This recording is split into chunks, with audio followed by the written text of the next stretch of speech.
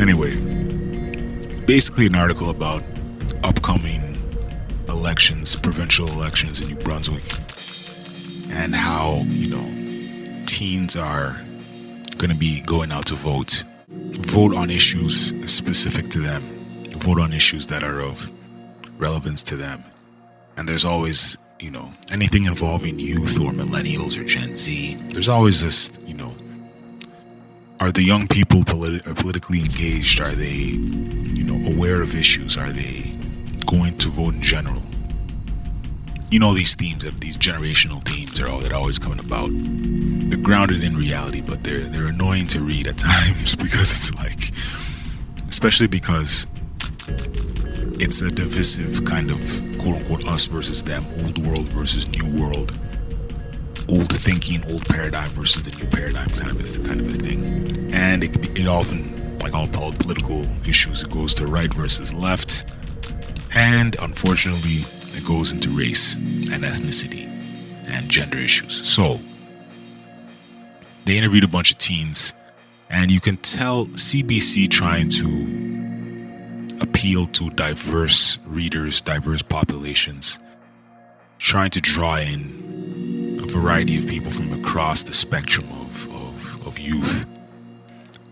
It tend to lean more towards minority youth and people who identified with, gender issues. So that in and of itself caused a beef of sorts in the tweets that were replying. Now let's keep in mind too that Twitter isn't exactly reflective of how a lot of people think, I think in general.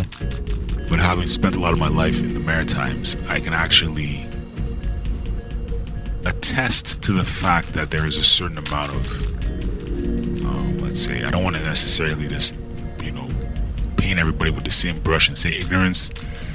There's quite a bit of ignorance, but a lot of the tweets weren't too dissimilar from the kind of the stuff I used to hear when I was out there.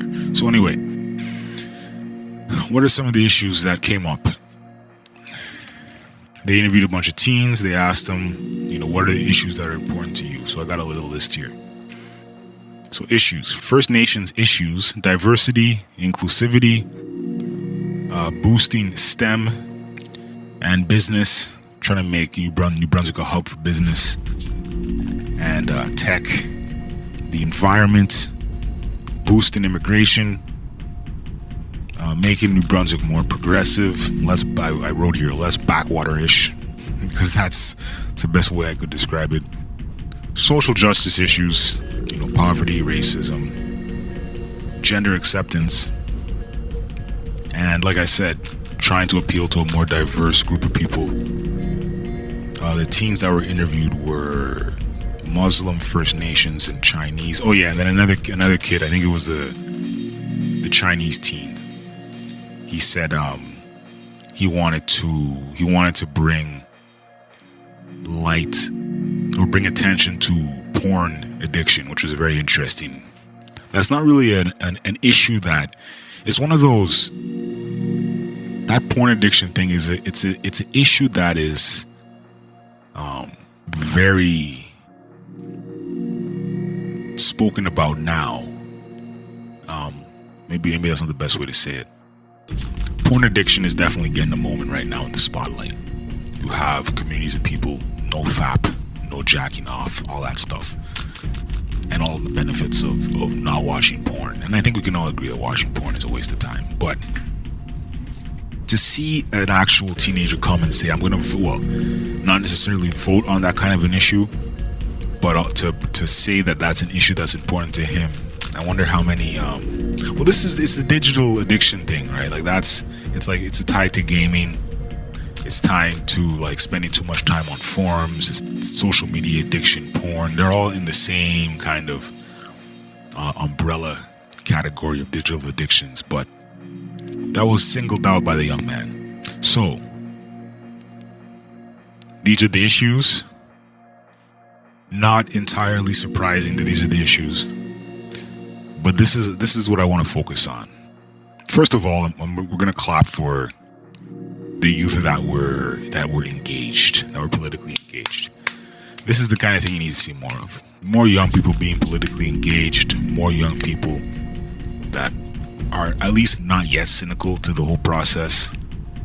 Young people that are educated on certain issues, because like I said, for all of the fear mongering around fake news and so on and so forth, the fact of the matter is we're right now in the height of getting as much information as we can surrounding anything you want to know about. So to not know about something speaks more to the fact. It's one thing to say that I have not specifically gone and read about an issue. That's one thing to admit that. But to say that either you A, don't have time, or B, you know, the information isn't out there, that's just bullshit. So, respect to those teens. Now, the comments, and I kind of touched on this already.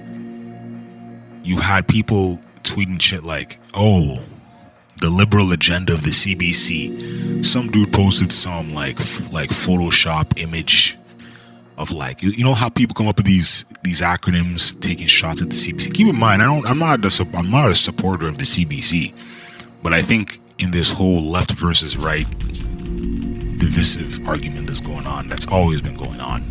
It's always like whenever whoever's in power, the opposite side says that CBC leans towards that party, right? So, but I guess traditionally it's sort of, you know, it generally tends to be singled out as a left, or, you know, media company, as a left media organization. So you have all these tweets, you know, saying shit like, oh, you know, Trudeau put you up to this, or, you know, the liberals and their agenda, and so on and so forth, and oh, these kids don't pay taxes, that's why that's not an issue for them, and all of this stuff. And it's kind of like a generation is going to vote or pay attention to the things that are specific to them. If you're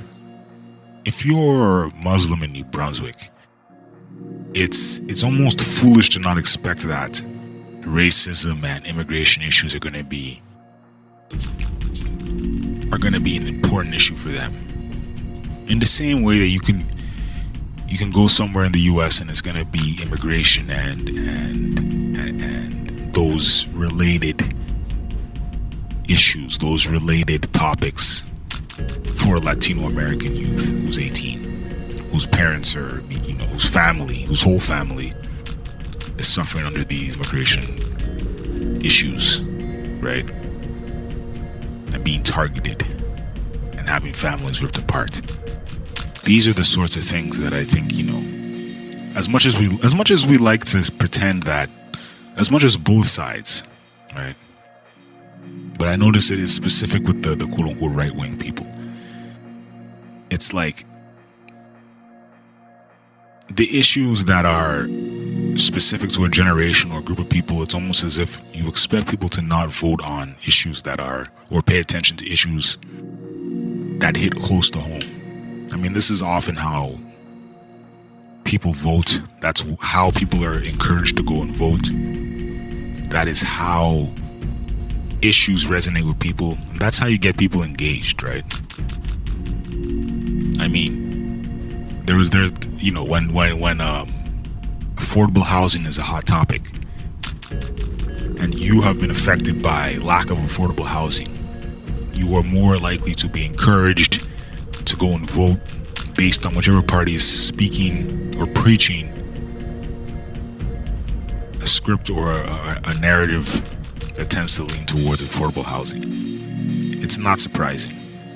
Now, as far as I said, the backwaterish nature of, I know I'm almost taking shots at New Brunswick here, but this is a rural environment in many cases. A large percentage of the province is rural, and it tends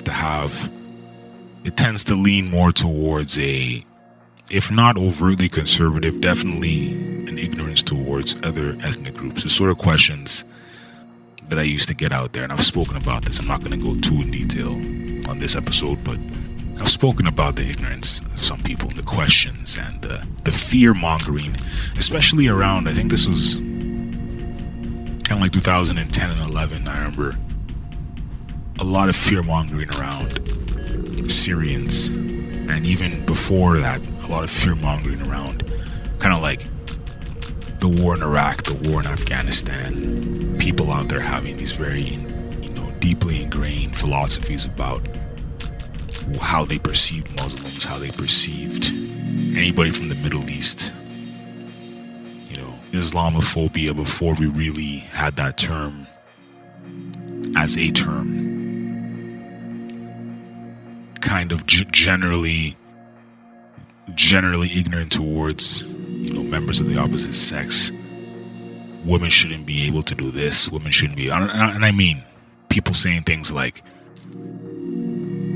physical jobs women should not be doing at all, like construction, that kind of thing.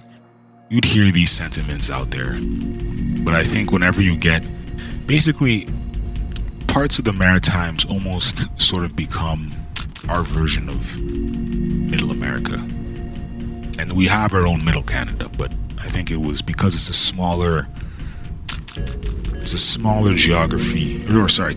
geographical area, and it's not as sprawling, it's not as spread out. When you go there and you hear these opinions being vocalized, and this wasn't an everyday thing, but it was enough that it made me question how, as a minority, people, or a member of any particular group of people that are considered a minority, how you can completely and totally function and operate in that environment. And one of the things these teens were saying were that, youth tend to leave. It's because of lack of jobs, but it's also because of a, how you would say, a small-minded worldview. And so that kind of a worldview, if it's not nurturing, or if it's not, if you're not gonna, if the average person around you thinks a certain way and you think left of that, you're gonna eventually look for environments, whether you move to Montreal, whether you move to Ottawa, whether you move to Toronto, you head out to Vancouver to really find your community. A community that's not really and totally existent. It's existent, but not totally existent there. Anyway, that kind of was long-winded. That's my thoughts on that whole New Brunswick teens voting end of September CBC article.